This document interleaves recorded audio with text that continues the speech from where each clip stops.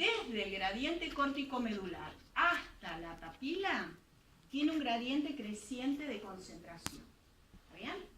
¿Qué moléculas, qué sustancias son las que se acumulan ahí para contribuir a ese gradiente? Cloruro de sodio y urea. Entonces, ¿de dónde sale el cloruro de sodio para que se quede en el intersticio? ¿Y de dónde sale la urea para que se quede en el intersticio? Esa sería la pregunta.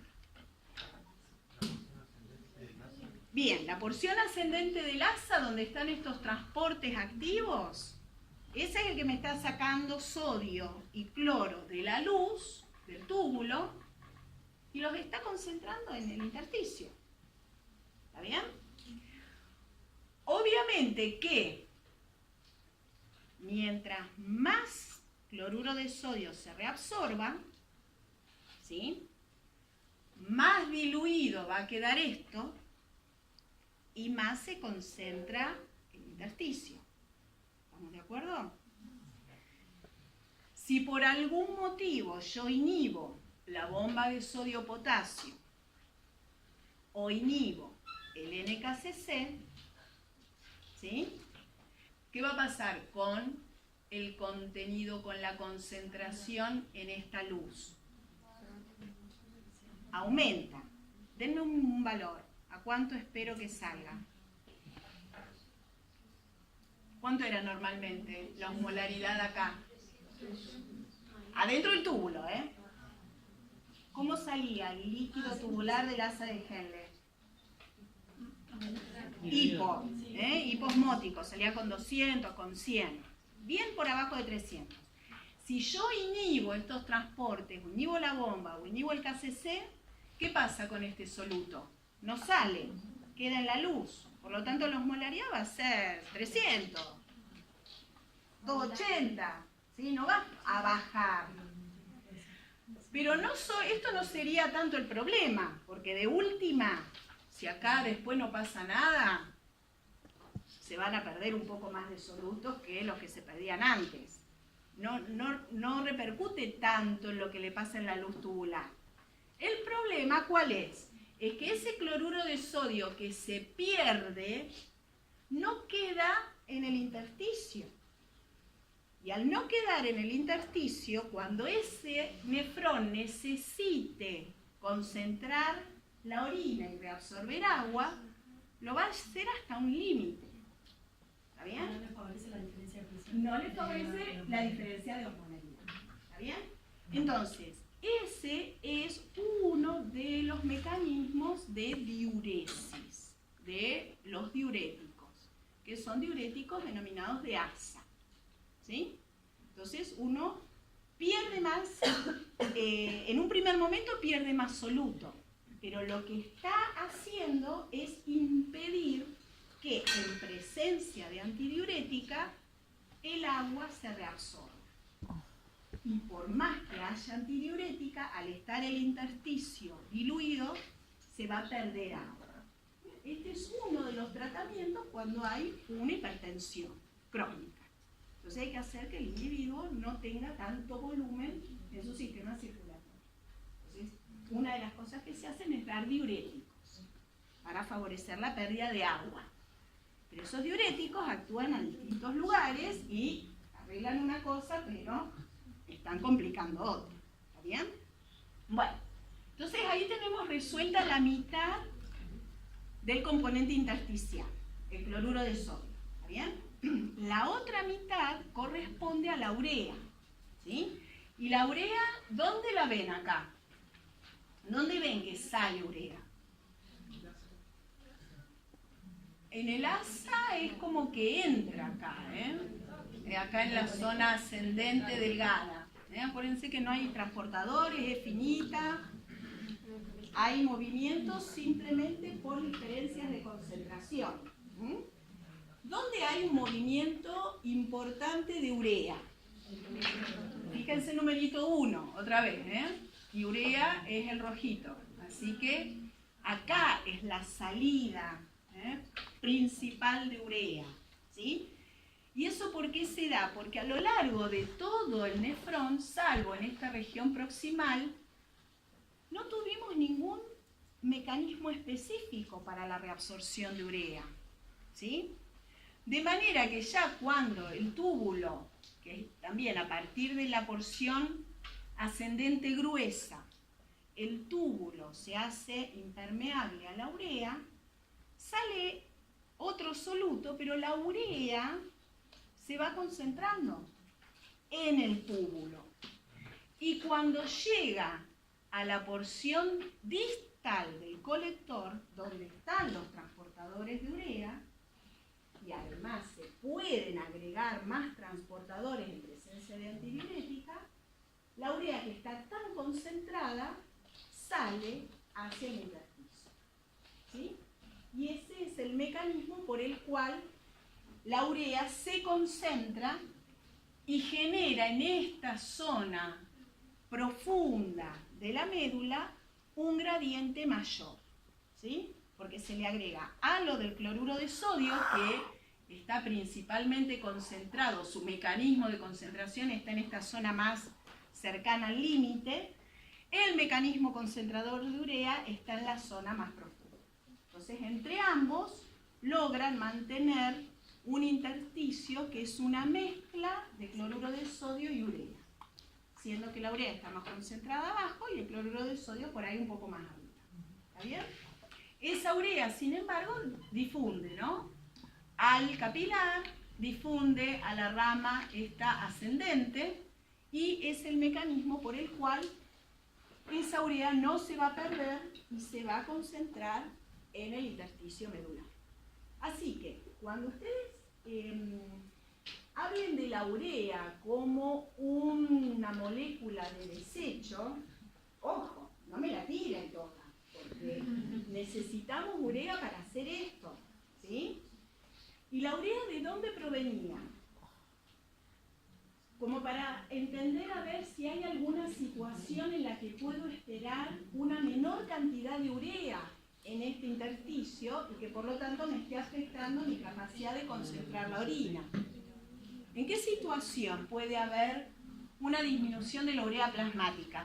Porque fíjense, la urea que está saliendo acá es la urea que se filtró y que quedó remanente después del proceso de reabsorción, ¿eh? Así que viene de lo que hay en sangre, es proporcional a lo que hay en sangre. ¿Qué situación puede llevarme a disminuir la cantidad de urea en sangre? ¿Y qué situación me puede llevar a aumentar la urea en sangre? Lo vimos en el práctico, porque en esta semana tuvimos que hablar de urea y de creatinina. A ver. La disminución ingesta de proteínas. Bien, ¿por qué? Porque va a llegar menos cantidad de urea al nivel de la neurona. Sí. Va a ser menor cantidad la que va a pasar a la mente. Muy bien. ¿Y por qué relacionás la urea con el consumo de proteínas? Bueno, ¿en qué lugar?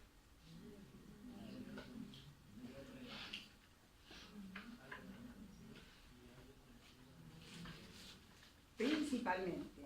¿Dónde ocurre? En el hígado. ¿Y cuál es el proceso? ¿Qué pasa con los aminoácidos en el hígado para que tengamos como producto secundario la urea? La transaminación. ¿Y qué enzimas son las encargadas de las transaminaciones? Las transaminasas. Así que, ¿dónde medíamos las transaminasas? En el hepatograma, ¿sí? Y era una forma de ver si había algún proceso inflamatorio o necrótico a nivel de los hepatocitos, ¿sí? Porque son marcadores clave del hepatocito, porque están permanentemente transaminando, ¿sí? Y de esa aparte piensen que el hígado recibe todos los aminoácidos resultantes de las proteínas de la dieta, que se desmenuzaron en la luz, se absorbieron y llegan por circulación por vena porta al hígado. Así que el hígado tiene una cantidad enorme de aminoácidos para usar, ¿sí? Entonces, esos aminoácidos los transamina y en esa reacción se genera urea. ¿Estamos? Esa urea es la que va a empezar a circular. La mayor parte de esa urea no sirve, se elimina, pero una parte se va a reabsorber en forma importante en esta última parte del colector y queda en el intersticio y cumple una función importante para la concentración de la orina. ¿Está bien? Entonces, una persona que no come proteínas, podemos esperar que tenga una dificultad para concentrar la orina, o que esté teniendo un volumen minuto más alto que la media de las personas normales. Así que por ahí los vegetarianos, que su aporte, pero yo sé que comen proteínas. Por ahí si hay algún vegetariano acá se me enoja. Pero bueno, no es lo mismo que basa su alimentación a lo mejor en proteínas animales, ¿no? La carga de aminoácidos es distinta. Entonces, en esos pacientes podemos encontrar un intersticio más diluido. En pacientes ancianos también podemos encontrar un intersticio diluido, ¿sí? Sí.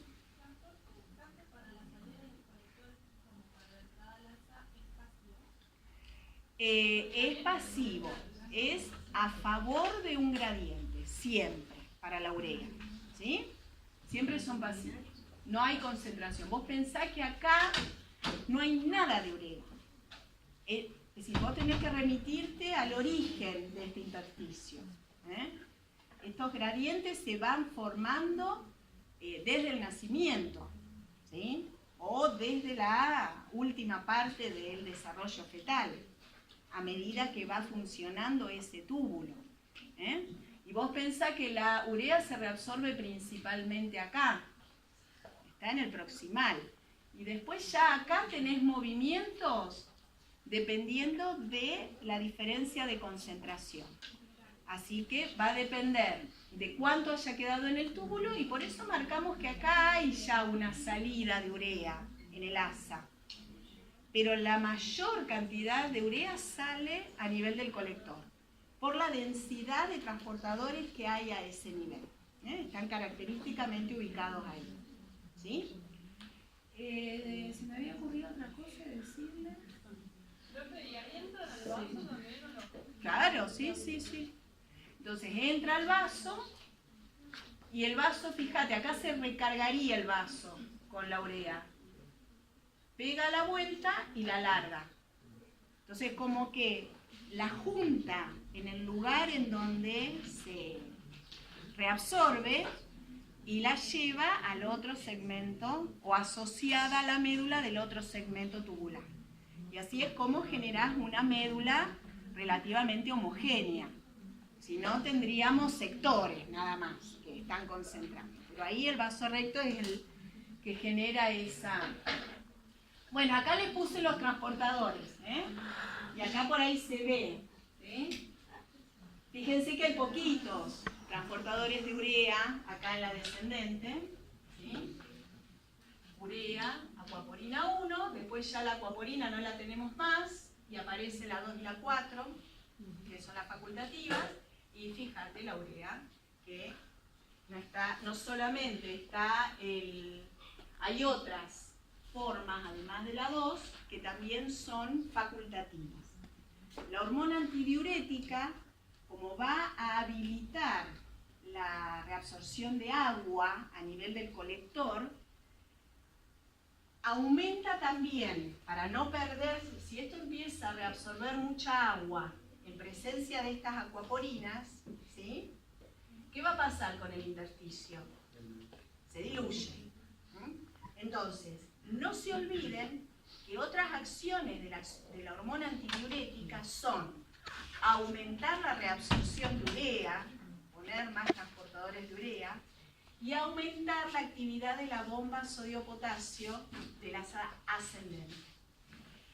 Entonces, aumentás la entrada de cloruro de sodio a la médula y aumentás la entrada de urea, cosa de que esa agua que se está reabsorbiendo no lleve a perder el gradiente. Así que son todas acciones que tiene la antidiurética. Uno por ahí se acuerda nomás de la acuaporina, que hace un montón de cosas. Bueno, ¿está?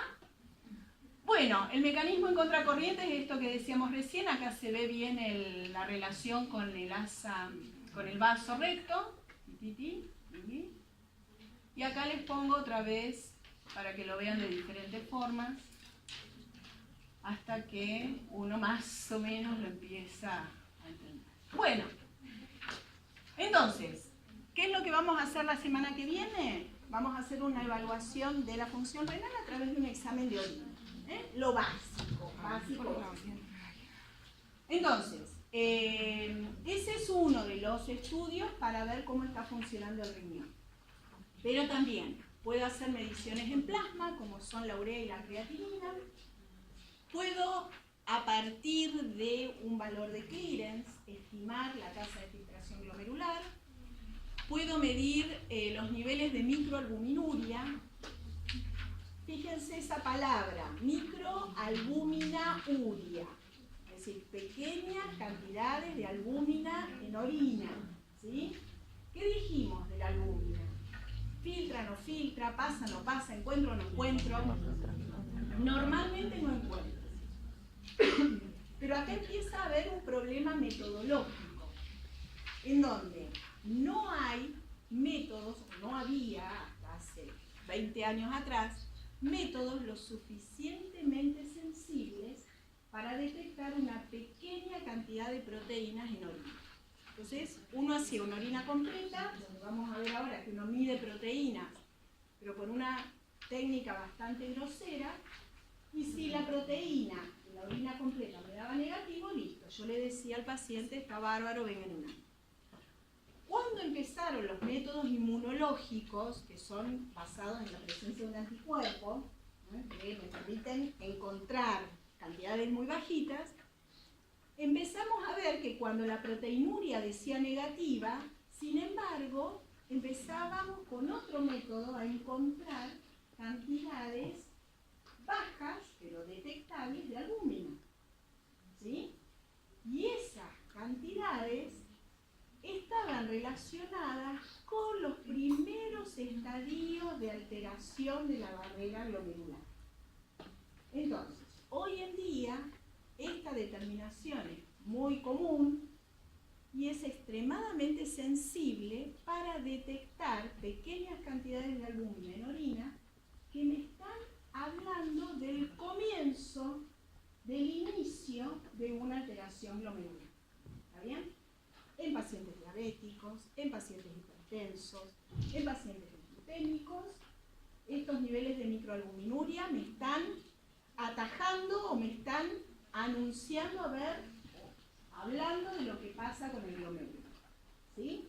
Si yo por ahí espero hasta que recién la proteinuria me dé positiva, a lo mejor pasan 3, 4, 5 años.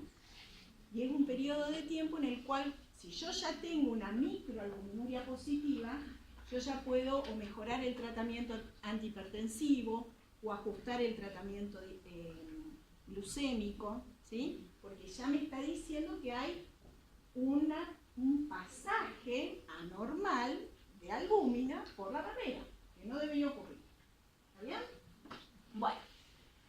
Y después, bueno, cálculos de sodio, de potasio, de cloro, urea, lo que quieran, en orina. Ionograma. Bueno, acá están todas los solutos que normalmente se pueden medir en orina. Sodio, potasio, amonio, calcio, magnesio, fósforo. Ya después cuando veamos el año que viene, pónganle todo el balance del hueso. Ahí no solo me interesa cuánto hay en sangre de calcio, magnesio, fósforo, sino también cuánto está perdiendo el riñón. Porque a veces hay un problema renal que termina haciendo perder iones importantes para otros sistemas. ¿Sí? Entonces ahí es donde empezamos ya a usar más los datos en orina. Bueno, y fíjense, esto es lo más lindo, porque es fácil. 0. ¿Qué moléculas no aparecen normalmente en orina? Glucosa, aminoácidos, proteínas, cuerpos cetónicos, pigmento biliar, que el pigmento biliar es la bilirrubina, ¿sí? Ahora, y acá enganchamos con hepático, miren por todos los lugares por los que podemos ir. Y tampoco debo detectar hemoglobina o glóbulos rojos, ¿sí? Eso normalmente no aparece. Y es lo que básicamente se busca en una muestra de orina. Entonces, ¿en qué consiste? ¿Qué vamos a hacer? Un examen macroscópico a la visión, y lo normal es que yo vea un líquido ámbar. Ámbar quiere decir cualquier grado de tonalidad amarillento que tenga la orina. Eso es normal. Tiene ese tinte amarillento debido a ¿quién? Debido a la urobilina, ¿sí? La urobilina es el pigmento normal que aparece en la orina y le da el color, ¿tá? Obviamente que si la orina está muy concentrada, la urobilina también va a estar muy concentrada y va a tener un color amarillo oscuro, ¿sí? Mientras que si la orina está diluida y hay más cantidad de agua libre, la tonalidad va a ser un amarillo claro. Creo que la urobilina no contribuye a la osmolaridad, no aumenta, no tiene peso. Sí, pero son solutos que se eliminan en forma fija o en forma... es una cantidad mínima constante de soluto que se está eliminando, ¿sí? La urobilina, bueno, muy poquito de sodio, citrato, oxalato, todo eso se elimina y tiene que haber un volumen mínimo de agua para poder disolver esos solutos. Por eso también cuando esos solutos se encuentran diluidos en un volumen menor a su constante de solubilidad, pueden aparecer precipitados. Y se pueden ver cristales o eventualmente se pueden hacer piedritas o depósitos sólidos en la vía urinaria. Ahí es donde tenemos el cálculo. El problema ¿cuál es? Es que no tiene agua, es decir, no tiene volumen ese soluto para diluirse, ¿sí? Entonces, siempre hay una cantidad fija de solutos que se elimina y hay un volumen mínimo, que es ese volumen que referimos al principio de renal, que define una diuresis normal del paciente, ¿sí? En ese volumen todos los solutos van a estar en solución, y no van a formar ningún tipo de molécula sólida, ¿sí? Pero eso también va a depender de con lo que uno se alimente, de la actividad física, de los niveles de lactato, de sulfato. Entonces son muy variables y justamente el riñón es el que te permite mantener un medio interno extremadamente constante, eliminando todo lo que sobra, ¿sí? Bueno, entonces vos podés ya tener una idea del grado de concentración a través de la tonalidad que tiene la muestra, pero siempre dentro del color amarillo. Si no es amarillo, ahí ya tenemos un problema, ¿sí? Y puedo encontrar, a ver, por ahí si uno come remolacha, la orina empieza a salir con un color más rosado. Bueno, no se asusten. Pero, por ejemplo, puede haber una hematuria, es decir, una pérdida de sangre por orina, que muchas veces se asocia a una infección urinaria, y el color de la orina cambia drásticamente. Entonces, a veces, esas cosas el paciente se las acuerda porque las vio. Entonces, pregúntenle, bueno, ¿vio algún cambio de color de la orina? Se va a acordar el paciente, ¿sí? O la hepatitis que sale marroncita. Bien, ahí, a ver, ese tendría que tratar de explicarlo. Ahí tiraste el dato. Bueno, ahí eso se denomina coluria, y ahí lo que tenés es bilirrubina, ¿sí? Que empieza a filtrarse por orina, bilirrubina conjugada, ¿sí? Que se filtra por orina y le da ese color caoba, medio ladrillo, a la orina. Así que ese también es un dato, si ya lo ves amarillo al paciente y el paciente te refiere que la orina se oscureció, bueno, a ver en qué color más o menos. Ustedes le tienen que tirar información, porque, sí tengo la orina re oscura, me dice uno. Y es amarilla, está concentrado, pero una cosa es que esté dentro del amarillo y otra cosa es que haya cambiado al rojo o al marrón, ¿no?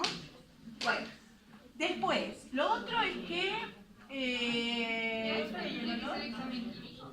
¿eh? pH no tendría que estar en el examen químico. Lo que pasa, sí, lo ponemos en el examen químico también. Lo que pasa es que por ahí antes se usaba no con la tira, sino con un pHímetro, ¿sí? O con una tira especial para pH, pero sí lo podemos poner en el químico. Sí. Sí. El olor se define sui generis, es decir, quiere decir característico de la orina. Y es un olor amoníaco. Y tiene que ver con la cantidad de amonio, que es uno de los principales bufferes de la orina que se está eliminando. Mientras más concentrada sea, más cantidad de amonio va a tener y vos le vas a sentir ese olor característico a pis, a la orina, ¿verdad? En general no se informa el olor. Lo que pasa es que cuando uno está acostumbrado a hacer orina, cuando detectamos un olor distinto, ya esa orina la miramos, porque algo tiene, uno lo percibe, y en general las infecciones urinarias cambian mucho, el olor, el pH, el aspecto, todo. Entonces ya uno lo puede ver. Bueno, densidad, pH, sí, esto lo vamos a incluir si quieren en el examen químico. Ahora después nos fijamos cómo está hecha la guía. Bueno, bien, después le ponemos una tira, ¿sí? Una tira donde cada región tiene el reactivo para una de las moléculas que vimos en la lista anterior. Entonces hay un recuadrito para glucosa, un recuadrito para proteína, un recuadrito para hemoglobina, un recuadrito para pH, un recuadrito para densidad, un recuadrito para leucocitos, para cuerpos cetónicos. Hay como 10 o 12 determinaciones que están metidas ahí en la tira. Es fantástico. Meto la tira, saco y leo. Antes había que hacer por cada determinación, era un tubo o una determinación cualitativa. Así que esto ha sido una bendición. Bueno, entonces, después tienen que comparar el color que les da con la muestra humedecida, de la tira humedecida en la orina, respecto de la tabla de referencia, que esa viene en el tarro. Y ahí les da una graduación de color de acuerdo a si no tiene un color específico, y si tiene, les va marcando distintos grados para hacer un análisis semi-cuantitativo. Entonces uno informa, contiene una cruz, contiene 2 cruces, etc. Bueno, y después ¿qué hacemos? Esa orina la centrifugamos, tiramos el sobrenadante y miramos el sedimento, a ver qué es lo que tiene, qué quedó ahí en el sedimento. Y en el sedimento yo debería ver esto nada más, algunas células y algunos leucocitos, pocos. No es normal ver hematíes, no es normal ver gérmenes, puedo encontrar algunos cristales, oxalato de calcio, bueno, eso me está hablando o que estoy con un exceso de esos solutos en la dieta o que están diluidos en un volumen menor al que corresponde. ¿Algunos hematíes es normal? No es normal, hematíes no. Solo algunos leucocitos. Hematíes no es normal, gérmenes no es normal. Pueden encontrar algo de moco, ¿sí? Bueno, quedémonos con lo que es normal. Algunas células y algunos leucocitos. Bueno, eso es lo que vamos a hacer en el trabajo práctico, en la determinación de orina. Bueno, vieron en el práctico que también es útil la determinación de urea y creatinina plasmáticas para saber qué es lo que está pasando con el riñón, ¿sí? Y esto se basa en que hay una relación entre la concentración de creatinina sérica y la tasa de filtración glomerular. ¿Está bien? Para el valor de 100, fíjense, 100, 125 de tasa de filtración glomerular, ¿qué valor de creatinina tenemos? 1 más o menos, ¿sí? Entonces yo les decía a los chicos que cuando describan este gráfico, y en todos los gráficos que hay en la guía de renal, no empiecen a describir desde acá para allá, sino que se paren en el lugar normal y describan qué es lo que pasa en esa zona. ¿Está bien? Porque si yo hablo a medida que aumenta la tasa de filtración glomerular, la creatinina plasmática disminuye. No me dice nada eso en cuanto a la utilidad de la creatinina. ¿Está bien? Sin embargo, si yo sé que normalmente la creatinina está en 1 y que eso indica que la tasa de filtración es normal, ¿qué dato de creatinina plasmática es el que me va a informar acerca del comienzo de una disfunción glomerular? Un aumento de creatinina, porque al aumentar la creatinina yo veo que la tasa de filtración disminuye. ¿Sí? Entonces a mí me interesa describir esa parte de la curva. Bueno, y acá tienen valores normales, bueno, y todo esto que discutieron en el trabajo práctico que dependía de la masa muscular.